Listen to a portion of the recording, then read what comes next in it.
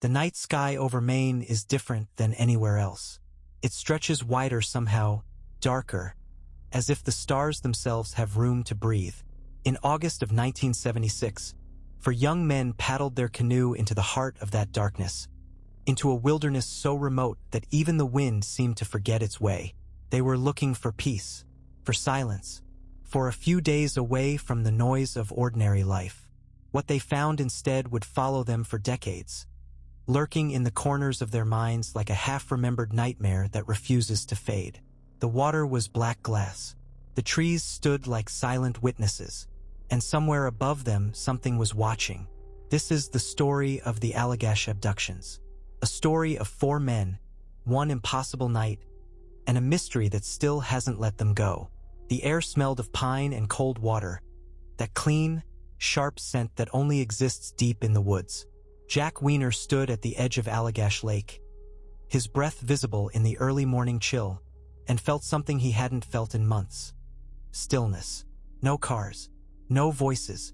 No hum of electricity in the walls.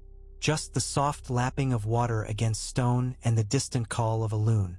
Behind him, his twin brother Jim was unpacking their gear, pulling out rolled canvas tents and coils of rope with the methodical precision of someone who'd done this 100 times before.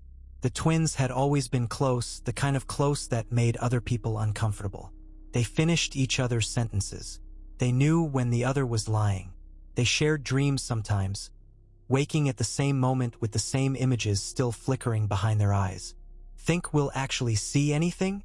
Jim asked, not looking up from his work. Jack shrugged. "That's the point. Nothing to see, nothing to hear, just us and the woods." But even as he said it, something flickered at the edge of his awareness. A feeling, not quite unease, not quite anticipation, just a sense that the wilderness was paying attention in a way he didn't quite understand. The other two members of their group were already on the water. Charlie Faltz and Chuck Rack, college friends who joined the twins for what they'd promised would be an unforgettable expedition. Charlie was the artist of the group, always sketching in a battered notebook he kept in his jacket pocket. Chuck was the pragmatist, the one who'd insisted on bringing extra food, extra batteries, extra everything. They'd chosen the Allagash waterway for a reason. It was one of the most isolated stretches of wilderness in the northeastern United States, a maze of interconnected lakes and rivers that wound through dense forest for over 90 miles. No roads, no cabins, no rangers patrolling the trails. Just trees and water and silence that pressed against your eardrums like a physical thing. The plan was simple. Spend 10 days canoeing, fishing, camping under the stars. Disconnect completely. Let the world slip away until nothing remained but the present moment, stretched out and endless. What none of them knew was that they'd been marked, selected, that something had been waiting for them in that darkness, patient and deliberate, for reasons they would never fully understand. The first 3 days passed like a dream. They paddled from lake to lake, their canoes cutting smooth lines through water so clear you could see the rocky bottom 20 feet down. They fished. They set up camp each evening as the sun painted the sky in shades of amber and crimson. They cooked their catches over open fires and told stories that grew more elaborate with each telling. At night, they lay on their backs and stared up at the Milky Way, that river of light that seemed close enough to touch. Jack found himself counting stars, losing track around 300, starting over, losing track again. There was something hypnotic about it, something that made the boundaries between sleep and waking blur. "You ever think about how far away they are?" Charlie asked one night, his voice soft and thoughtful. "Like, really think about it? The light we're seeing right now left those stars hundreds of years ago. Thousands, maybe. We're looking at the past." "Makes you feel small," Chuck said. "Makes you feel like time doesn't work the way we think it does," Jim murmured. Jack said nothing. He was watching a particular star, low on the horizon, that seemed to pulse slightly. Probably just his eyes playing tricks. Atmospheric distortion. The kind of thing you saw when you stared too long. But it bothered him. Something about the rhythm of it. Too regular. Too deliberate. He blinked, looked away, looked back. The star was steady now. Ordinary. Still. The unease lingered like a taste he couldn't quite identify. On the fourth night, they made camp on the shore of Eagle Lake, a long finger of water surrounded by steep, forested hills. The sun was setting earlier now, shadows stretching long and strange across the ground. They built their fire larger than usual, not for warmth but for light, for the comfort of something bright and familiar in all that darkness. "We should night fish," Chuck suggested, poking at the fire with a stick. "I've heard the trout come up to feed after dark around here." Jim nodded. "Good idea. We're running low on supplies anyway." So they made their preparations. They built the fire higher, creating a beacon that would guide them back to shore.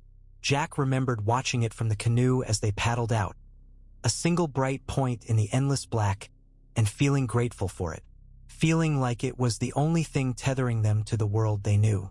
The water was different at night, thicker somehow. The paddle strokes echoed strangely, as if the sound was traveling further than it should. Above them, the stars were so bright they reflected on the lake's surface, creating the illusion of floating in space, suspended between two infinite darknesses. They drifted in silence for a while, lines cast, waiting. That's when Jack saw it again. The star, the one that had bothered him before. It was brighter now, and it wasn't on the horizon anymore. It was directly above them, hovering at what felt like an impossible angle. "You guys seeing this?" he asked quietly. The others looked up. The star was moving, not the slow drift of a satellite or the streak of a meteor. It was moving with purpose, tracing a slow, deliberate arc across the sky. And it was getting brighter, larger. "What the hell?" Chuck whispered. Charlie had his sketchbook out, pencil already moving across the page, trying to capture what they were seeing even as his hand trembled slightly. The light was descending now, not falling but lowering, as if being carefully guided. It had a strange quality to it, a kind of luminescence that didn't seem to interact with the air properly. No glow halo, no scatter, just concentrated, intense brilliance that hurt to look at directly. Jim's voice was tight. "We should head back." But none of them moved. They couldn't. Something about the light held them, transfixed, as if their bodies had forgotten how to respond to their mind's commands. The light was directly above them now, perhaps 200 feet up, and Jack could see that it wasn't a single point but a structure. Circular, massive, silent in a way that felt wrong, as if it was absorbing sound rather than simply not making any. The water beneath their canoe began to glow, soft at first, then brighter, as if something enormous was rising from the depths. Jack looked down and saw his own face reflected in the illuminated surface, eyes wide, mouth slightly open, and for just a moment, he didn't recognize himself. That's when the light exploded around them, swallowing everything, and the world disappeared. Jack blinked. He was standing on the shore. The fire was in front of him, reduced to embers, barely glowing. His clothes were damp. His muscles ached as if he'd been paddling for hours. The canoe was pulled up on the beach beside him. The others were there too, standing in a loose cluster, staring at the dying fire with identical expressions of confusion. "What?" Chuck started, then stopped. Jim checked his watch.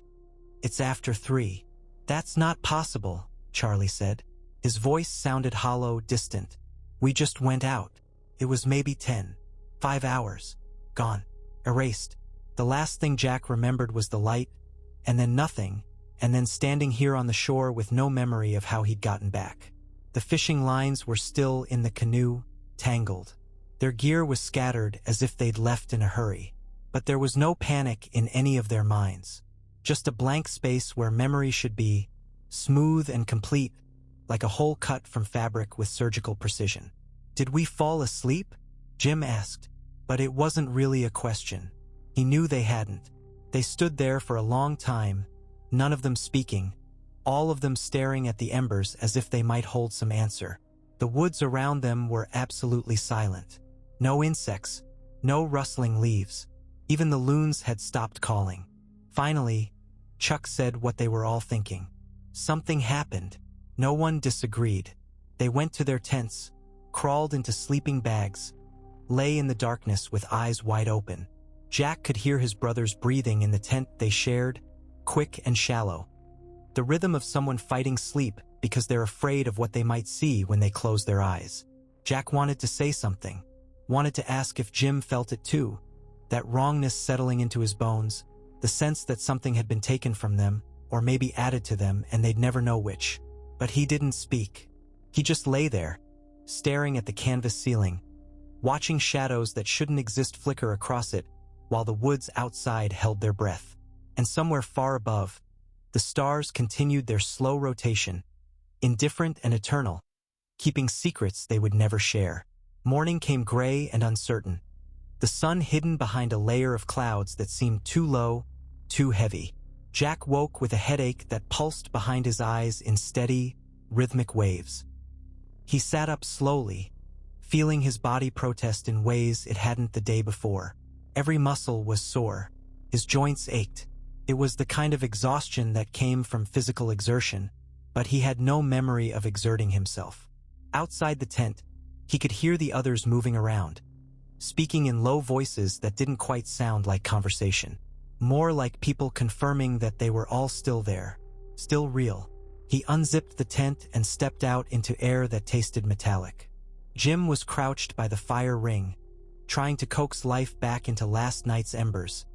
His movements mechanical and too precise. "You sleep?" Jack asked. Jim shook his head without looking up. "Did you?" "No." Charlie was sitting on a log near the water's edge, his sketchbook open on his lap, but he wasn't drawing. He was just staring at a blank page as if trying to remember what he'd meant to put there. His face was pale, drawn, and there were dark circles under his eyes that hadn't been there yesterday. Chuck was pacing, which was unusual. Chuck didn't pace. Chuck was the steady one, the rock. But now he moved back and forth along the shoreline like a caged animal, his hands opening and closing at his sides, his eyes scanning the tree line as if looking for something he couldn't name. "We need to talk about last night," Charlie said suddenly. His voice was too loud in the quiet morning, and everyone flinched. They gathered around the cold fire ring, sitting in positions that mirrored their tent arrangement, an unconscious formation that felt safe and familiar. "What do you remember?" Jim asked. Chuck spoke first. "The light came down. It was above us. And then, nothing. Next thing I know, I'm standing on the beach with all of you, and hours are gone." "Same," Charlie said.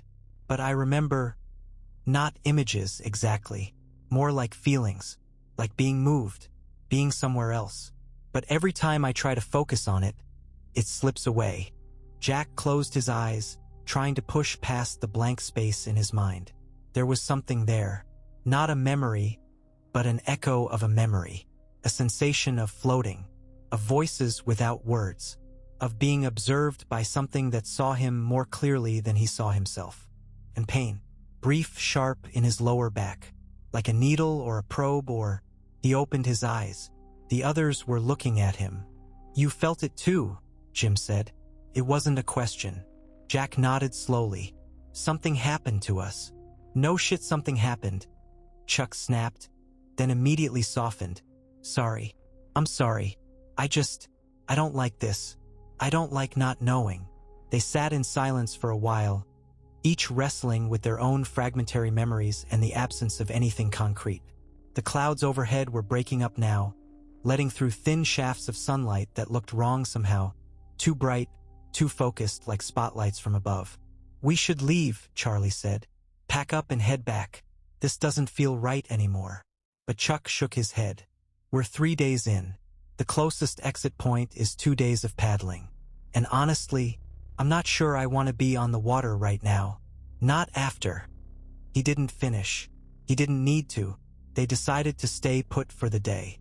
Rest, recover, try to make sense of what had happened. It seemed reasonable at the time, a logical decision.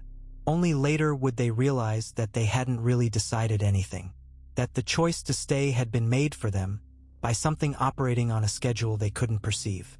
The day passed strangely. Time felt loose, elastic. Jack would look at his watch and see that an hour had passed, but it felt like 10 minutes. Or he'd feel like he'd been sitting for half the day, only to discover that barely 20 minutes had elapsed. They tried to act normal, tried to fish, to eat, to maintain the rhythm of their trip.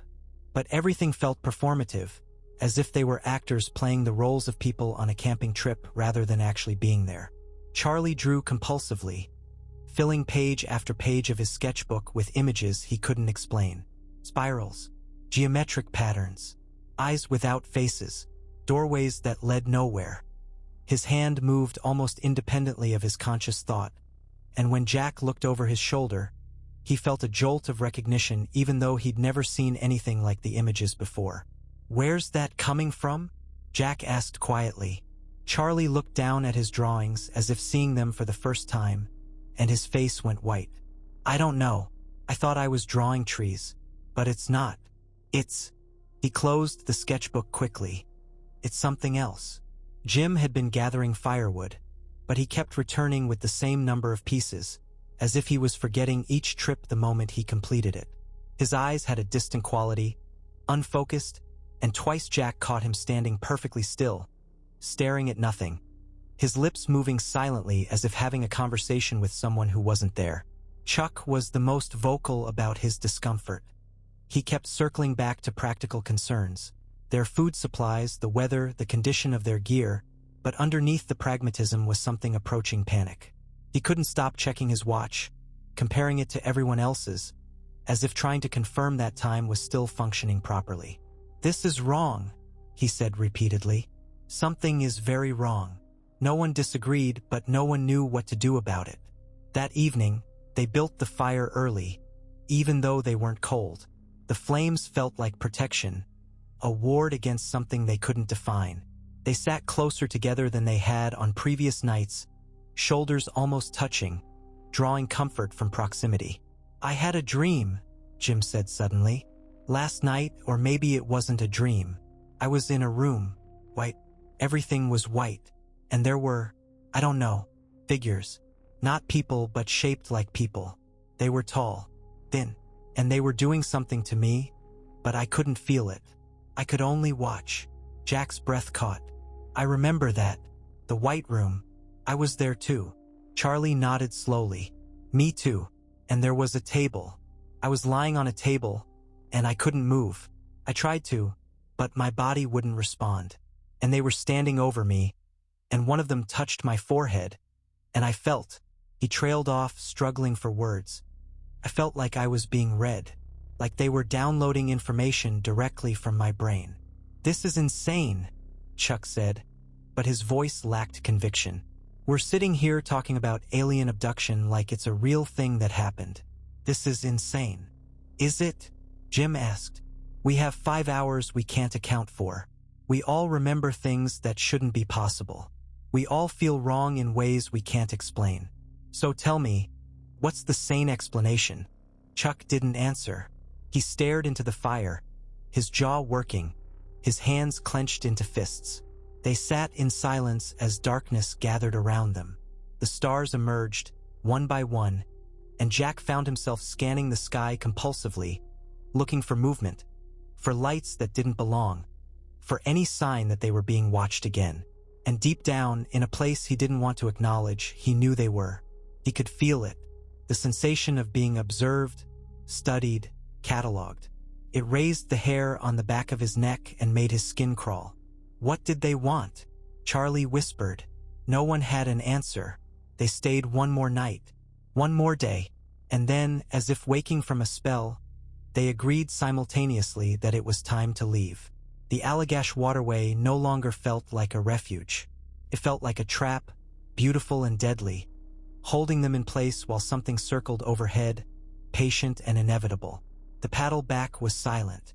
They moved in a tight formation, canoes almost touching, as if proximity could protect them. The water seemed darker than it had on the way in, the trees more dense, the sky more distant. Every shadow held potential threat. Every sound made them flinch. Jack kept glancing at his brother, noting the way Jim's jaw was set, the tension in his shoulders, the way his eyes never stopped moving, scanning, searching. They'd always been connected, but now that connection felt strained, stretched thin by something neither of them could name. On the second day of their return journey, Chuck broke the silence. "We need to agree," he said, his voice hard and flat. "We don't talk about this. When we get back, when people ask us how the trip was, we say it was great. Nothing happened. No weird lights. No missing time. Nothing." "You want us to lie?" Charlie asked. "I want us to sound sane," Chuck shot back. "You want to tell people we were abducted by aliens?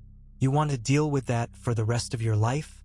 Being the crazy guy who thinks he was taken by UFOs?" Jack understood the fear in Chuck's voice, the desperate need to control the narrative before it controlled them.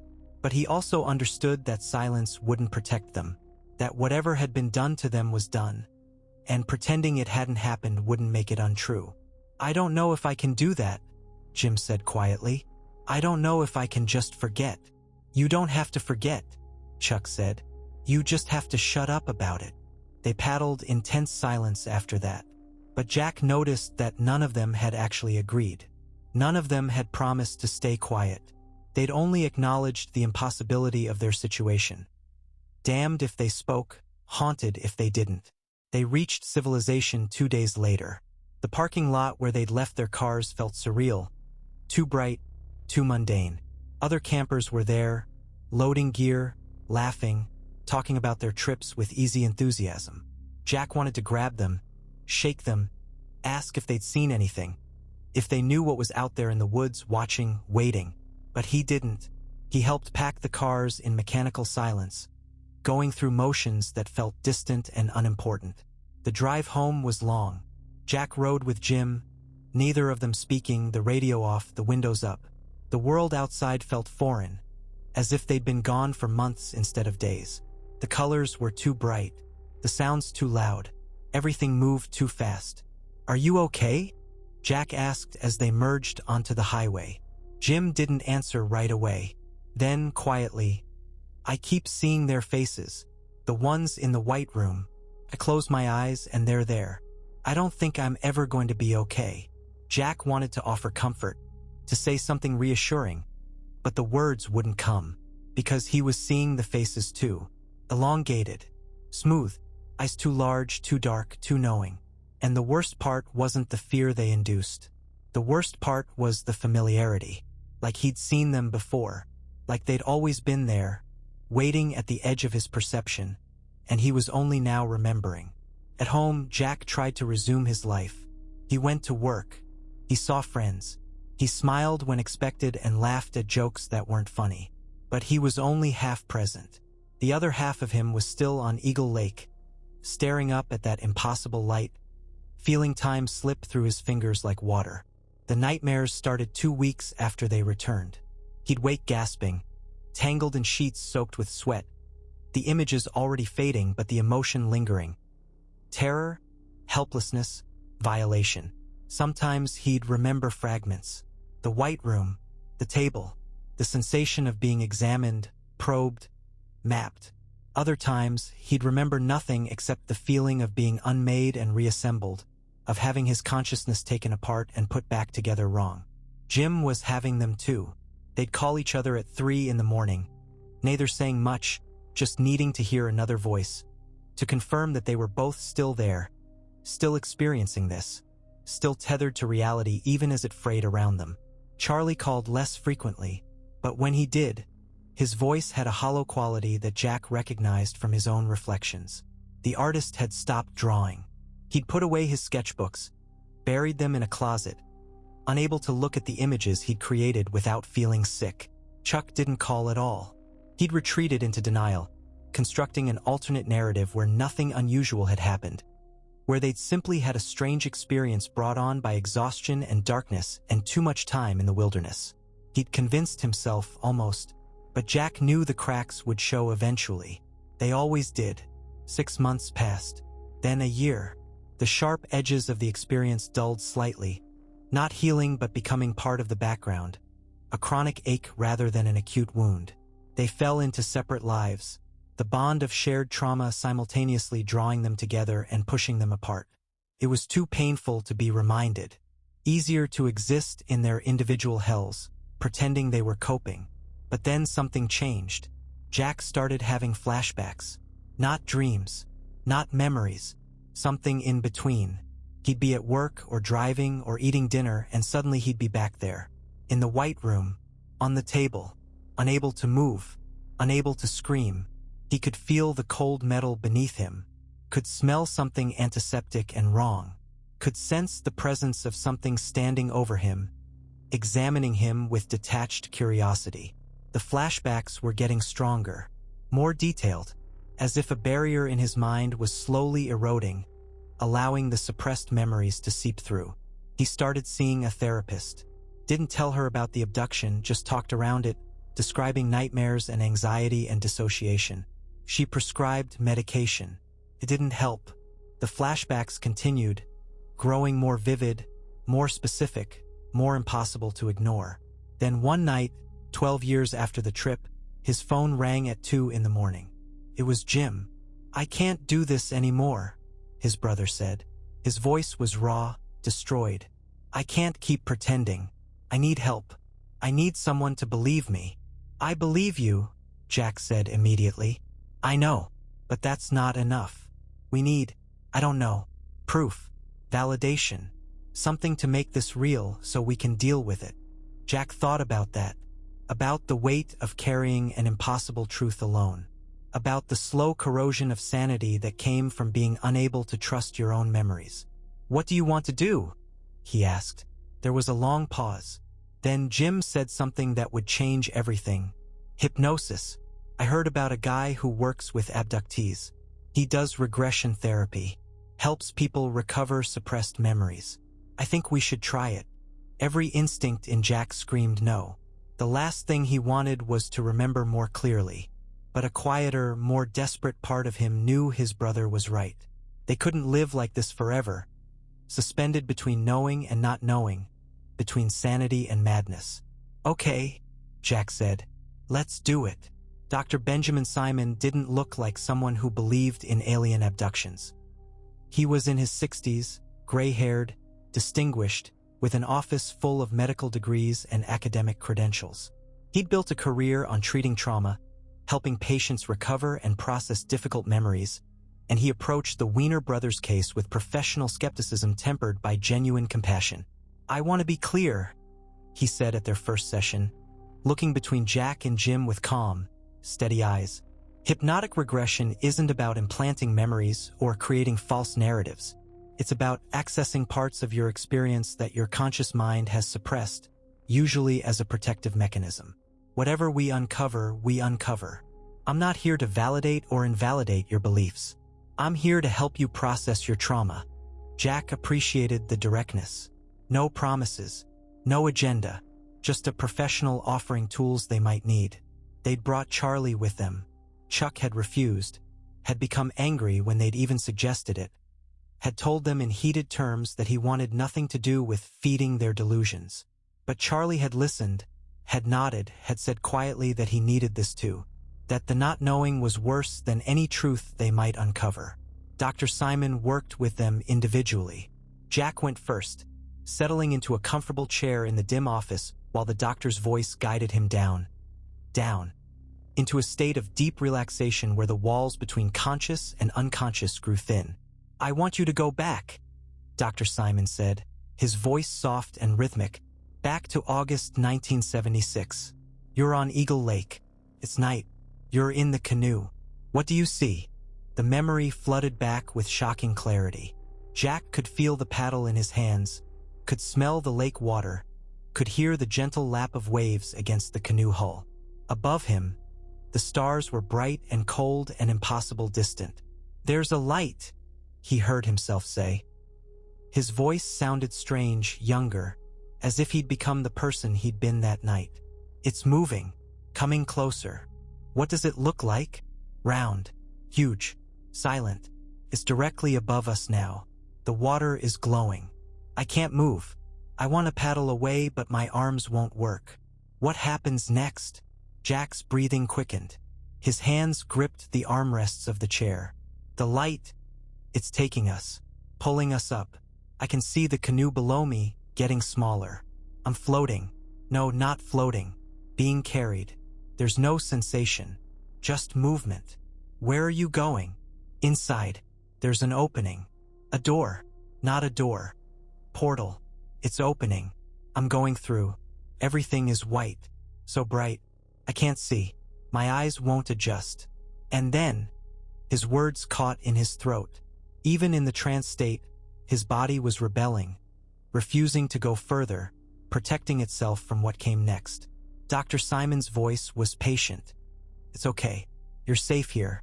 You're just remembering. What happens next? The table, Jack whispered. I'm on a table. I can't move. Can't even turn my head. I'm paralyzed. And they're here. Around me. I can see them in my peripheral vision. Tall. Thin. Heads too large. Eyes like black pools. No emotion. Just watching. Studying. What are they doing? Examining me.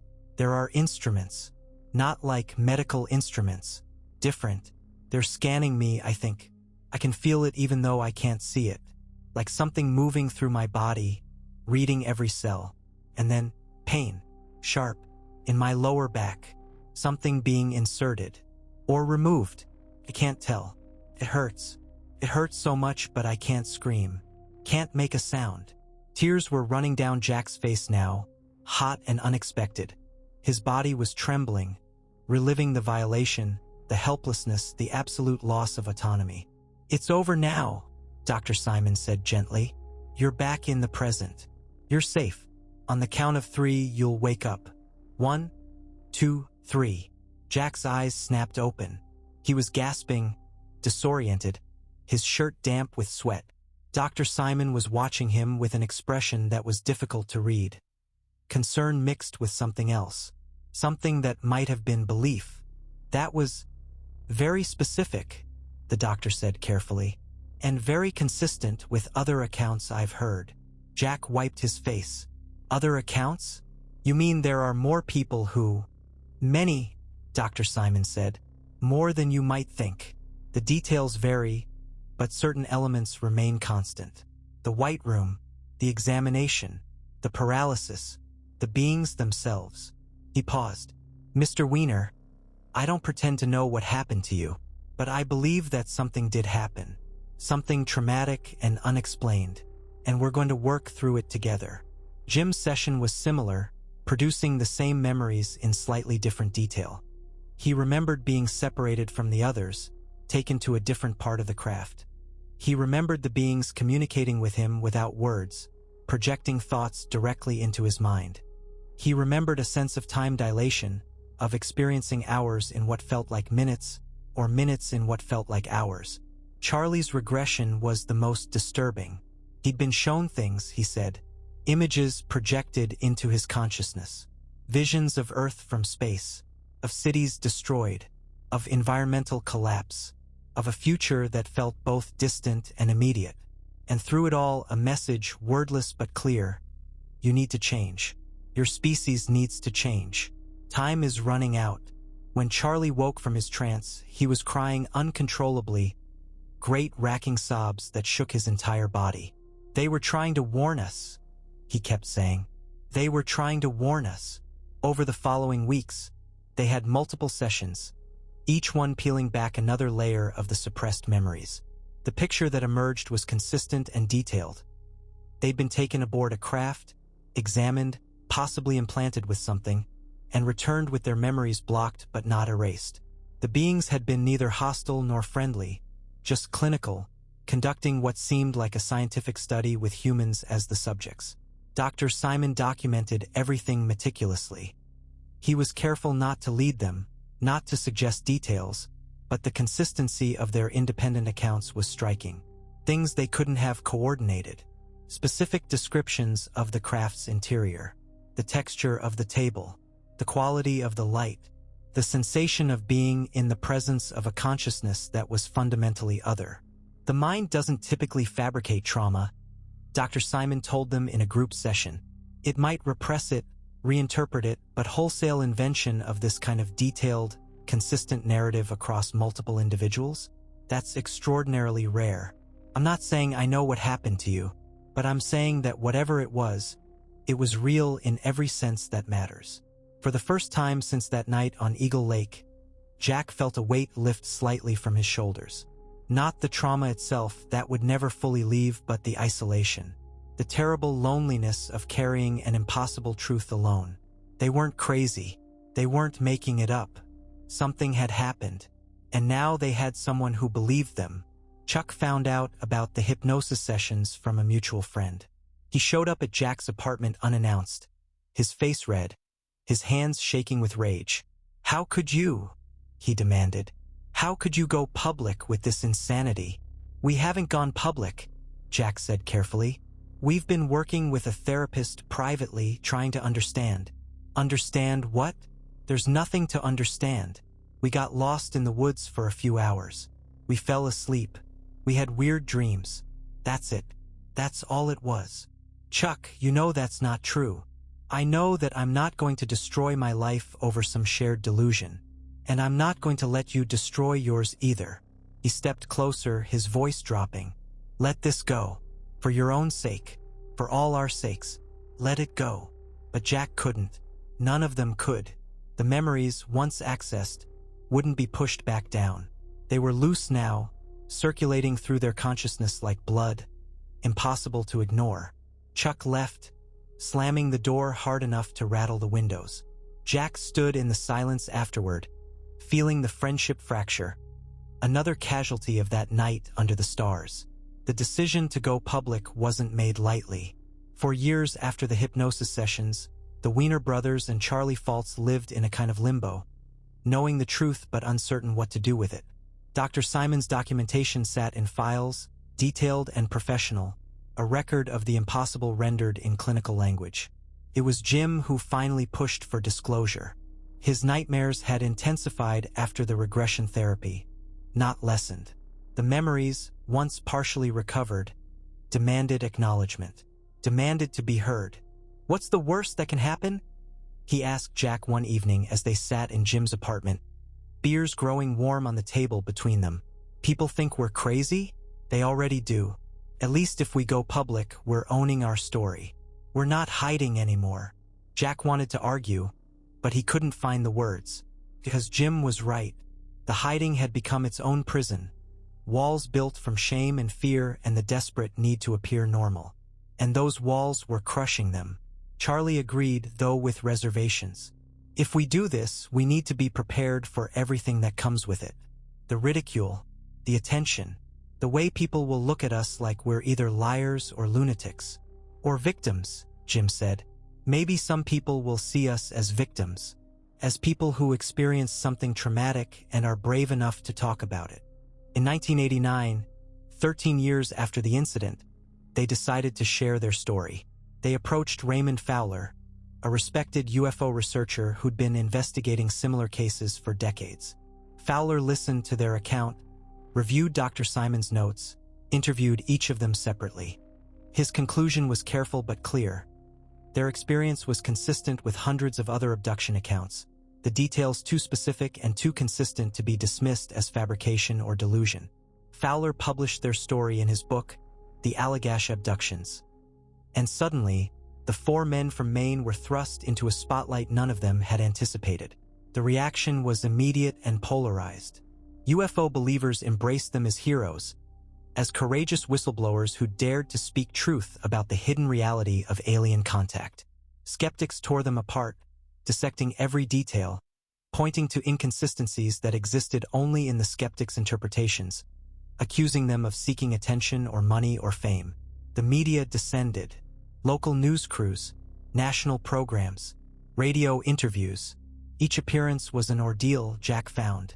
Sitting under bright lights, cameras pointed at your face, while someone asked you to describe the most traumatic experience of your life, as if it were an interesting anecdote. "So you're saying you were abducted by aliens?" The interviewers would say, voices laden with barely concealed mockery. "Little green men took you aboard their spaceship." "They weren't green," Jack would respond, tired, worn down. "And I'm not asking you to believe me. I'm just telling you what happened." But the damage was done. In the public imagination, they'd become either brave witnesses to an extraordinary event or delusional men who'd created an elaborate fantasy. There was no middle ground. Chuck's worst fears had been realized. People knew. People talked. Everywhere Jack went, he felt the weight of recognition. "Oh, you're the abduction guy." Sometimes it was said with curiosity, sometimes with pity, sometimes with contempt. But it was always there, a label that preceded him, defining him before he'd spoken a word. His relationships suffered. Friends drifted away, unable to reconcile the person they knew with the story he was telling.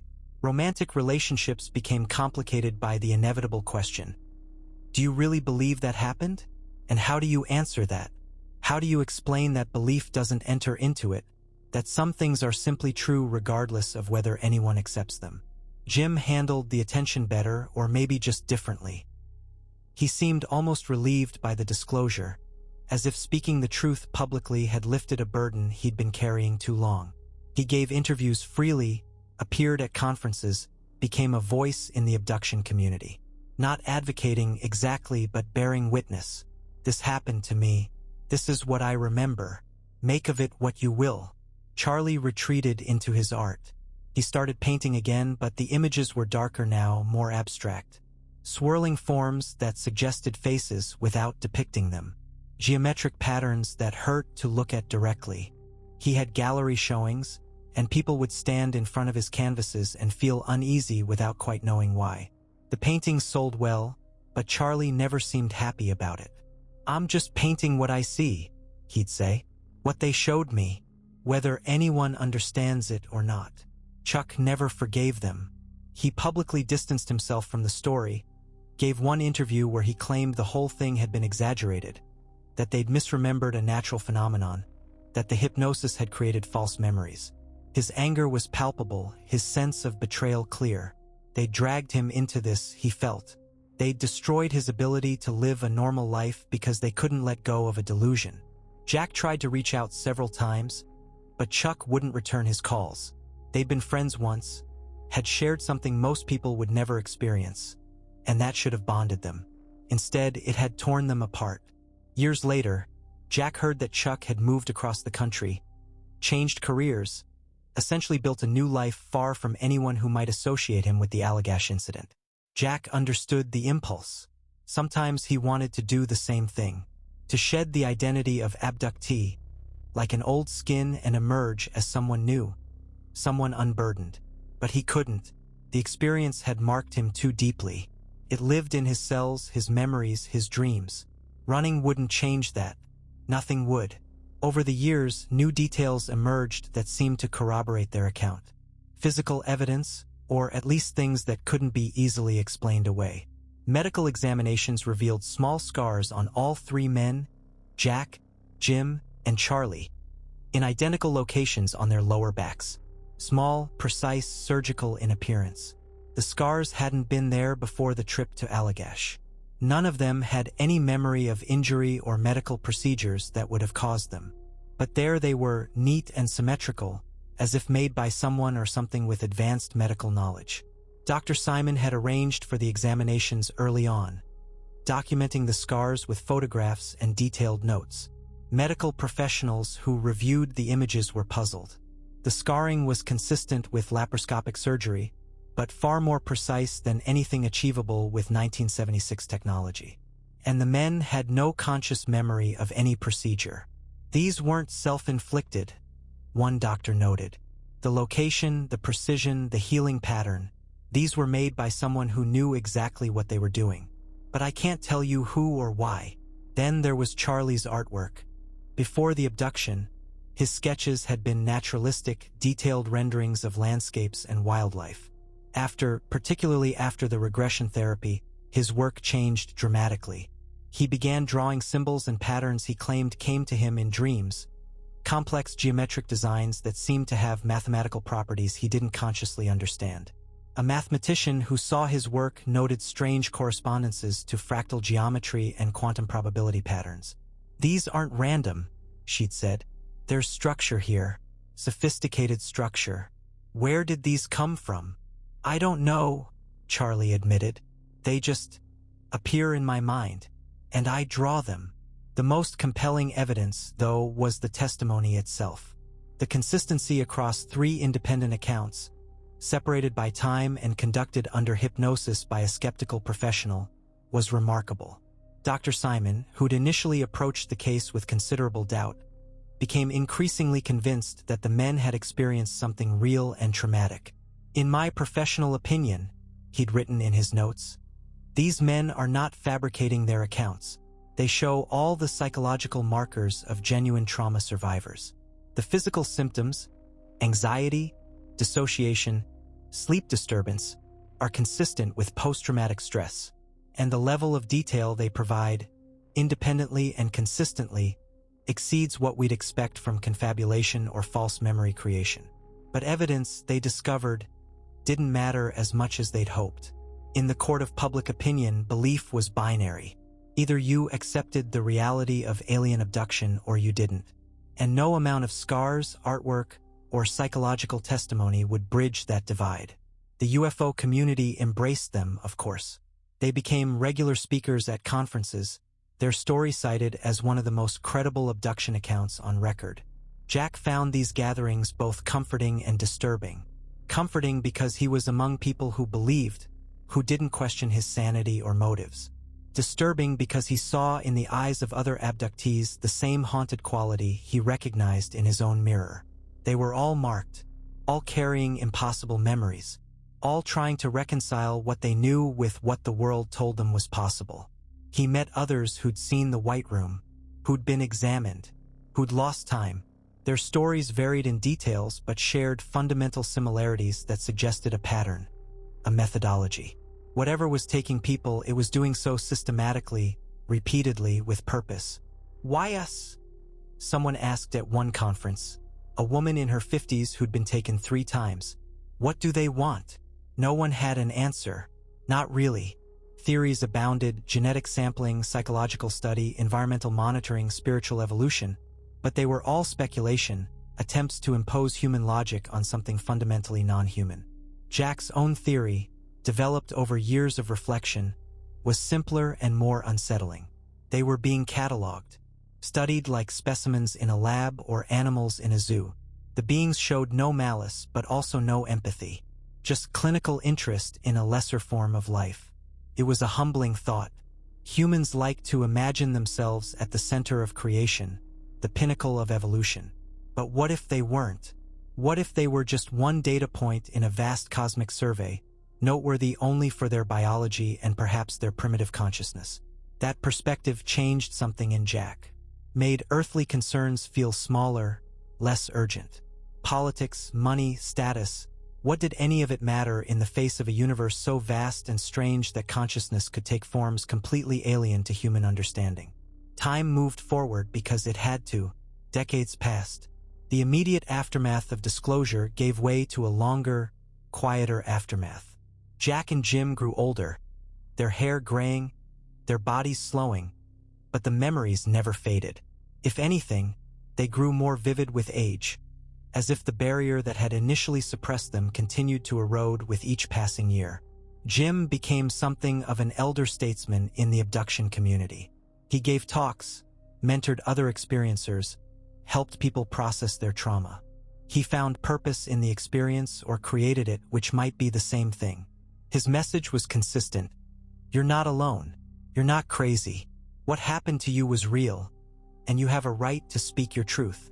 Jack was more ambivalent. He participated when asked, but he never fully embraced the public role. He gave interviews sparingly, attended conferences occasionally, but mostly he tried to live a normal life, whatever normal meant for someone who'd had their sense of reality fundamentally shattered. He married, divorced, married again. His second wife, Sarah, knew about the abduction before they got serious. He'd learned not to hide it. The secret had a way of poisoning relationships from the inside. Better to lay it out early and let people decide if they could handle it. "I believe something happened to you," Sarah told him on their 3rd date. "I don't know what. I don't know if it was aliens or something else. But I believe it was real and traumatic, and I don't need to understand it completely to support you." That acceptance, that willingness to hold space for the inexplicable, was what made their relationship work. She didn't need him to prove anything, didn't need to see evidence or hear every detail. She just accepted that his experience was valid and that he was still processing it decades later. They had children, a son and a daughter, and Jack found himself grappling with questions he'd never anticipated. Do you tell your kids? Do you burden them with knowledge of what's out there? Or do you let them grow up with the comforting illusion of a comprehensible universe? He and Sarah decided to wait. Let the children develop their own worldviews first. The truth, if they ever shared it, could come later when they were old enough to process it. But Jack watched his kids sleep and wondered if they were safe, if the beings who'd taken him might return, if abduction ran in families, passed down like genetic predisposition. The thought terrified him in ways nothing else could. He could accept his own trauma, but the idea that his children might experience it too was unbearable. Charlie kept painting. His work grew increasingly surreal, increasingly unsettling. Critics praised his visionary style, his ability to evoke emotions that couldn't be easily named. They didn't know he was painting memories, fragments of that night, interpretations of what he'd seen inside the craft, attempts to render the unrenderable in oil and canvas. His most famous piece, The White Room, sold for 6 figures at auction. It depicted a space that was simultaneously vast and claustrophobic, filled with light that cast no shadows, inhabited by forms that suggested presence without depicting beings. People stood in front of it at the museum where it eventually hung and felt inexplicably anxious, their hearts racing for reasons they couldn't articulate. Charlie died in 2011. Heart attack, sudden and unexpected. Jack flew out for the funeral, saw the paintings that filled Charlie's studio, hundreds of them, a lifetime of trying to externalize the internal. Jim was there too, and they stood together in silence, looking at the canvases, seeing their shared trauma rendered in color and form. He never stopped trying to understand it, Jim said quietly. None of us have, Jack replied. At the reception, people shared memories of Charlie. His kindness, his talent, his quiet intensity. No one mentioned the abduction. It had become the elephant in every room Charlie entered. The unspoken thing that everyone knew but no one discussed in polite company. Jack wanted to stand up and talk about it. About what Charlie had experienced, what it had cost him, how brave he'd been to keep bearing witness through his art. But he didn't, because he knew Charlie would have wanted the focus on the work, not the trauma behind it. Still, in the eulogies and remembrances, Jack heard the subtext.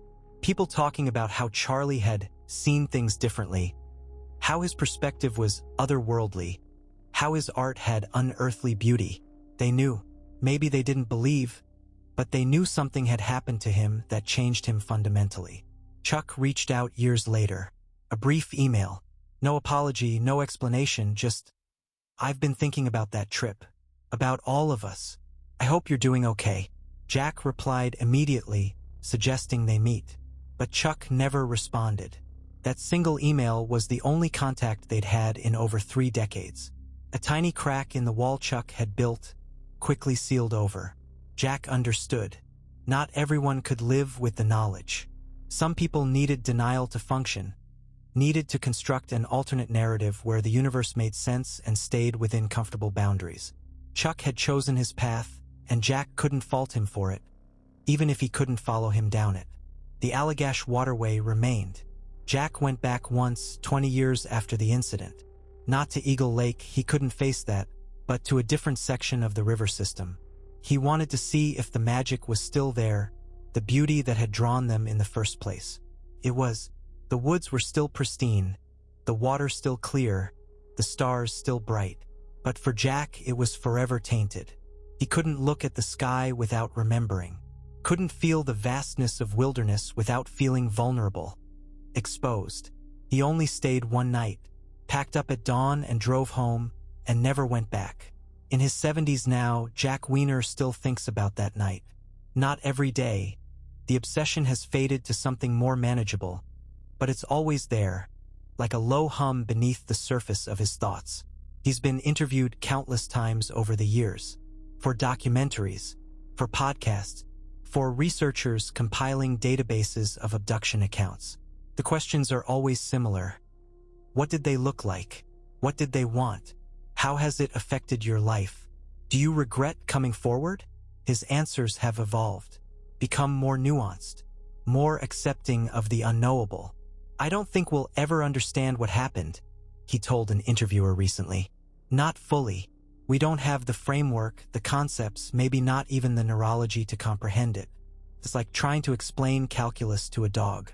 The information is there, but the capacity to process it isn't. So what do you take away from the experience? The interviewer asked. Jack thought about that. That we're not alone. That the universe is stranger and more complex than we imagine. And that our consensus reality, the thing we all agree is normal, is actually just a thin veneer over something much deeper and more mysterious.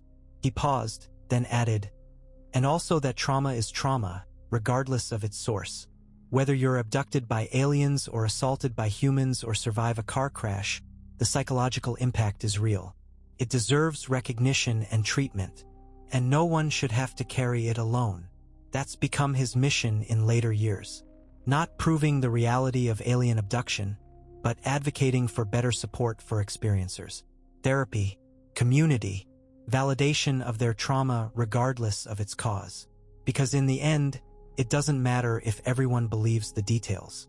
What matters is that people are suffering, and that suffering is real. Jim continues his work too, though he's slowed down. The conferences are harder now, the travel more taxing. But he still takes calls from people who've had experiences they can't explain, who need to hear that they're not alone, that others have been through similar things and survived. You become a kind of guide, Jim explained once. Not because you have answers, but because you've walked the path.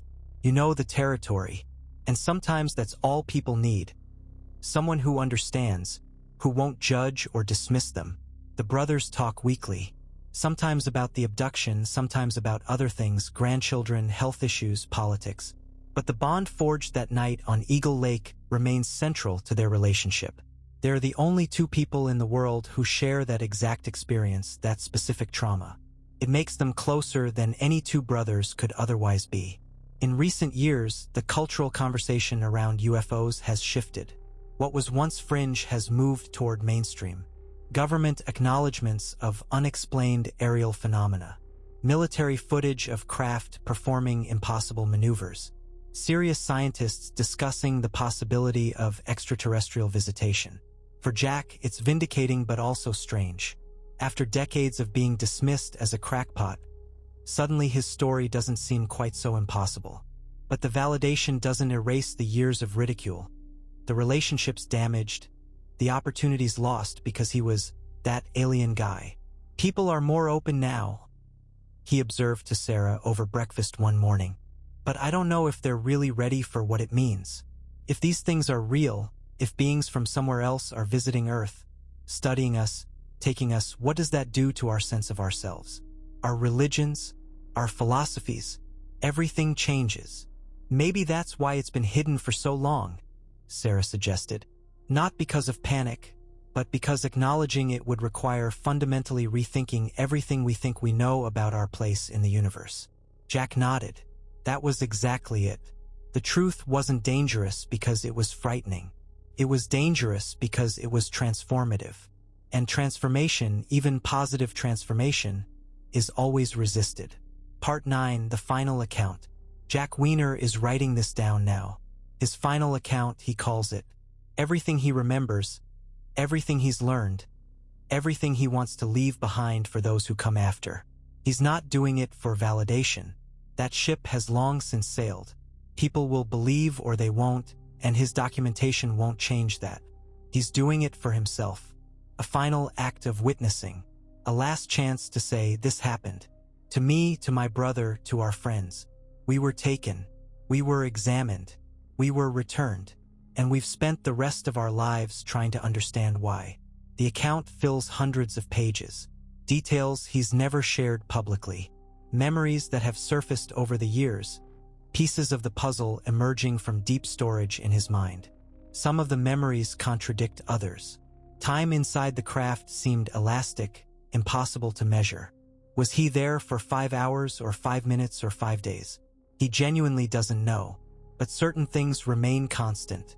The white room, the beings, the examination, the sense of being simultaneously terrified and eerily calm, as if his emotional responses were being dampened or controlled. The feeling of being deeply seen, of having his consciousness mapped and catalogued by an intelligence that was fundamentally other. And one memory he's never shared with anyone except Jim. In that white room, one of the beings touched his forehead. And in that moment, Jack felt a download of information. Not words, not images, just knowledge, sudden and complete, about things he shouldn't know.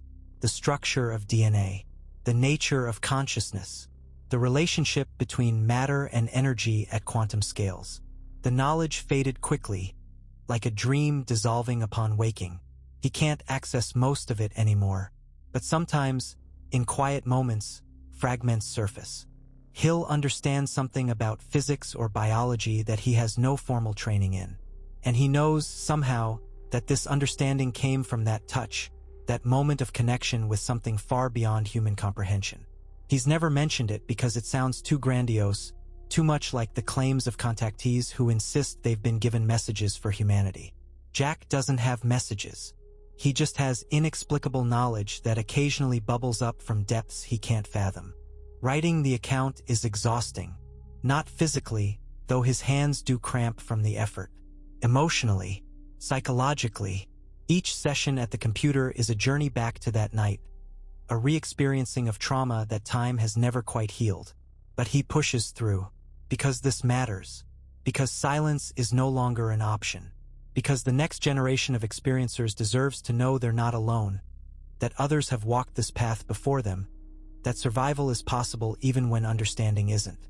He includes everything: the good memories from the trip, the beauty of the waterway, the friendship, the peace they found before everything changed, the trauma of the abduction itself, the difficult years that followed, the fracturing of relationships, the slow, painful process of learning to live with the impossible. And he includes the changes, the ways the experience transformed him, made him more empathetic, more open to mystery, more comfortable with not knowing, made him question every certainty, every assumption, made him realize that the universe is so much larger and stranger than human minds can easily contain. "I wouldn't choose this experience," he writes in his conclusion. "Given the option, I'd have paddled in a different direction that night, avoided Eagle Lake entirely. The trauma, the ridicule, the cost to my life and relationships, none of it was worth whatever insights I gained. But it happened. I don't get to unmake it. So instead, I've tried to learn from it, to grow around it like a tree grows around a wound. The scar remains, but it becomes part of the tree's structure, part of what makes it strong and unique. If you're reading this because you've had a similar experience, know this: you will survive. It will change you, probably in ways you don't want, but you will survive. And maybe, eventually, you'll find meaning in it. Maybe you'll help others who are struggling. Maybe you'll contribute to a larger understanding of what's really happening when these encounters occur. Or maybe you'll just live your life, carrying this truth quietly, and that's okay too. Not everyone needs to be a spokesperson or an activist. Sometimes it's enough just to endure, to keep going, to refuse to let the experience destroy you. We are not alone in the universe. That much is certain. Whether that's a blessing or a curse, I still don't know. But it's the truth as I experienced it, and I stand by it regardless of who believes me. The sky is full of mysteries. Some of them come down, and when they do, life is never quite the same. The manuscript sits on Jack's desk, printed and bound, a testament to a life defined by one impossible night. He looks at it sometimes, still uncertain what to do with it. Publish it? Leave it for his children? Donate it to a research archive? For now, it simply exists. A record, a witness, proof that he was there, that he remembers, that he refuses to let the story fade into obscurity or be rewritten by others. Sarah finds him one evening in his study, staring at the manuscript with an expression she recognizes. The look of someone grappling with something that has no resolution, only ongoing tension. "You okay?" she asks, settling into the chair beside his desk. "I'm thinking about Chuck," Jack says, "about how he chose to handle this by denying it. And I'm wondering if maybe he was smarter than the rest of us. Maybe he's happier. Sarah considers this. Maybe, but he's also living a lie. Can you imagine carrying that for decades? Knowing something happened but forcing yourself to pretend it didn't? That takes its own toll. Different tolls for different choices, Jack murmurs. None of them good. They sit in comfortable silence, a skill they've developed over years of marriage. Not every moment needs to be filled with words. Finally, Sarah says, "You did the right thing. You told the truth. That's all any of us can do." Jack nods, wanting to believe her. But truth, he's learned, is more complicated than that. There's personal truth, what you know happened. There's social truth, what people accept as real. And there's objective truth, what actually occurred, independent of belief or interpretation. He's been living in the gap between those truths for almost 50 years now. It's exhausting. Jim calls that night, as if sensing Jack's mood across the distance. "I've been thinking about going back," Jim says without preamble. "Back where?" "Allagash, Eagle Lake, the place it happened." Jack feels his stomach tighten. "Why?" "I don't know. Closure, maybe, or just to see it again. To confirm it's real, that the place actually exists and we didn't dream the whole thing." "We didn't dream it." "I know, but sometimes I wonder." "You know?" Jack does know. Despite everything, the hypnosis, the physical evidence, the consistent testimonies, there's always a small part of him that questions. That whispers, what if you're wrong? What if it was something else entirely, and you've built an entire narrative around a misunderstanding? But then he remembers the beings' faces, the texture of the table, the sensation of floating through space. And he knows, whatever explanation might exist, it's not misremembering or delusion. "If you go, I'll come with you," Jack says. "Really?" "Yeah, maybe it's time. Maybe we need to face it again. Close the loop." They make plans tentatively. Next summer, when the weather is good, they'll rent a canoe, paddle out to Eagle Lake, camp on the same shore. Not to invite another encounter. Neither of them wants that, but to reclaim the place. To prove to themselves that they're not afraid anymore, even if they actually are. The months pass. Spring arrives, then early summer. Jim and Jack finalize their plans. They'll go alone, just the two of them. Pilgrimage of sorts. Sarah is supportive but worried. "You'll be careful?" "We're just camping," Jack assures her. "Nothing dangerous." "That's what you said last time." He can't argue with that. The night before they leave, Jack has the dream again. He's back in the White Room, on the table, unable to move. The beings are around him, and one is reaching toward his forehead, and he knows what's coming. The touch, the download, the flood of incomprehensible information. And he wants to pull away, but he can't, and the fingers make contact, and he wakes gasping. Sarah's hand on his shoulder, her voice soft. "You're okay. You're home. It's just a dream." But it wasn't just a dream. It was a memory, and it never really leaves. They reach Allagash in early July. The wilderness is just as Jack remembers. Vast, beautiful, indifferent to human presence. They paddle out in a canoe that's remarkably similar to the one they used in '76, following the same route, moving through the same interconnected lakes. Eagle Lake, when they finally reach it, takes Jack's breath away. Not because it's changed, but because it hasn't. It's exactly the same. The same surrounding hills, the same clear water, the same sense of isolation. They make camp on the shore in almost the exact spot they used 40-something years ago. Neither of them mentions this. It's understood. The day passes quietly. They fish. They eat. They talk about small things. Family, health, memories that have nothing to do with abduction. It's pleasant. Normal. Almost like that first trip before everything changed. As evening approaches, Jack feels his anxiety rising. The sky is clear. The stars will be bright. And he doesn't know if he wants to look at them. Jim senses his unease. "We don't have to stay out," he says. "We can go to the tents when it gets dark." But Jack shakes his head. "No, I want to see. I need to know if I'm still afraid." So they sit by the fire as darkness falls and the stars emerge, one by one, filling the sky with ancient light. Jack watches them, scanning for movement, for lights that don't belong, for any sign that they're not alone. But there's nothing, just stars, just silence, just two aging brothers sitting by a fire in the wilderness, carrying memories of the impossible. "I thought I'd feel something," Jack says finally. "Being back here, I thought there'd be some sense of connection, or dread, or something. But there's not. No, it just feels like a lake. Like any lake. Like that night never happened." Jim pokes the fire with a stick, sending sparks spiraling upward. "Maybe that's the point. Maybe we've spent so long making this place mythical in our minds that we forgot it's just geography. What happened, happened. But the place itself is innocent." Jack considers this. It's a comforting thought.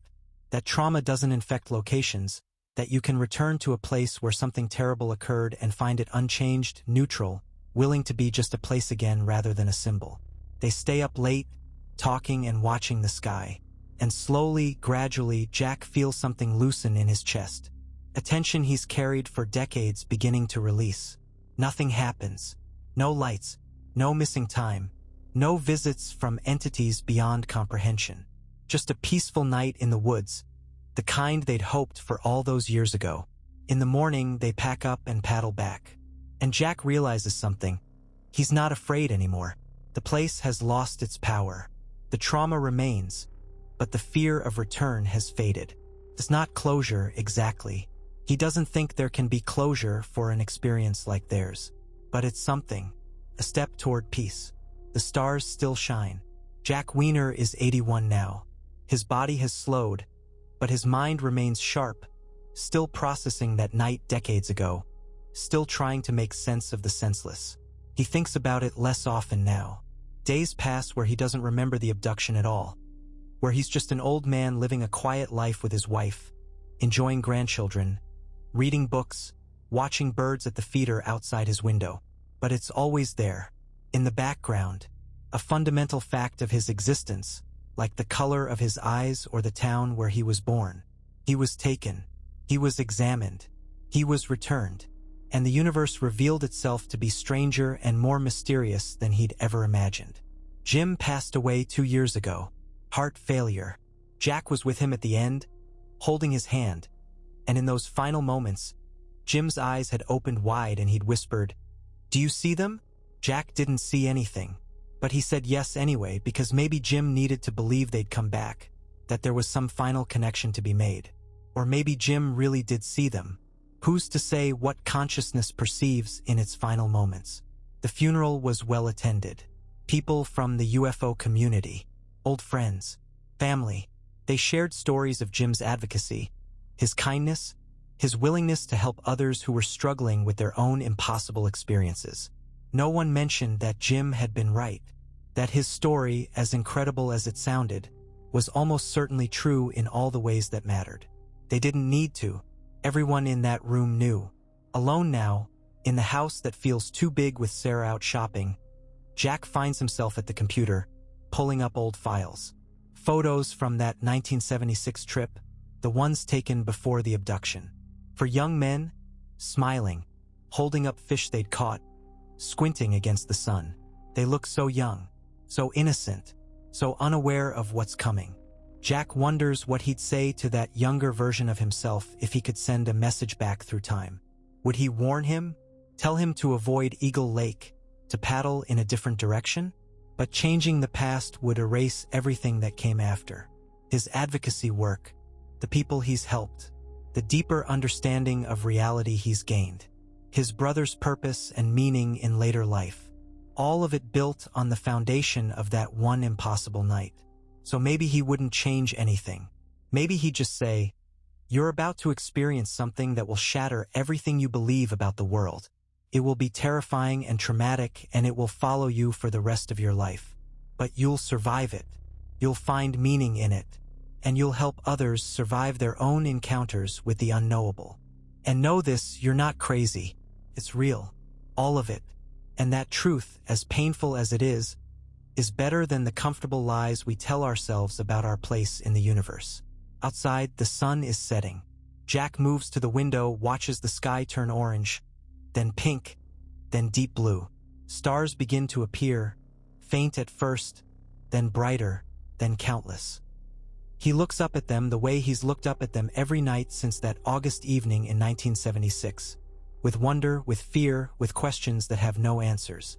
Somewhere up there, among all that vastness and light, is the answer to what happened. Who took them? What it means. But Jack knows he'll never have those answers. Not in this life. The beings, whoever or whatever they were, don't explain themselves.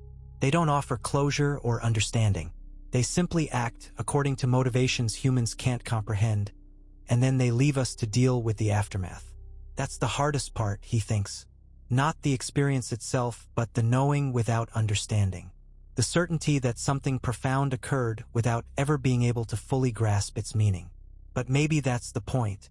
Maybe the encounter was never about understanding. Maybe it was about humility, about recognizing the limits of human knowledge, about accepting that we're not the center of creation, just one small part of a cosmos so vast and complex that our minds can barely conceive of it. Jack stands at the window until the stars are fully out, bright and cold and impossibly distant. And for just a moment, he allows himself to feel what he felt on that canoe in 1976, before the light descended. Peace, wonder, the sense of being exactly where he's supposed to be, under a sky full of mystery, alive and aware and grateful for the chance to witness it all, even the parts that hurt. Then he turns away from the window, back to the warm, well-lit house, back to the life he's built despite everything. And he's content. The story is told. The truth is recorded. The silence has been broken. And the stars, indifferent and eternal, continue their slow dance across the night sky, keeping secrets they may never share, watching a world that's only just beginning to understand how much it doesn't know. Good night.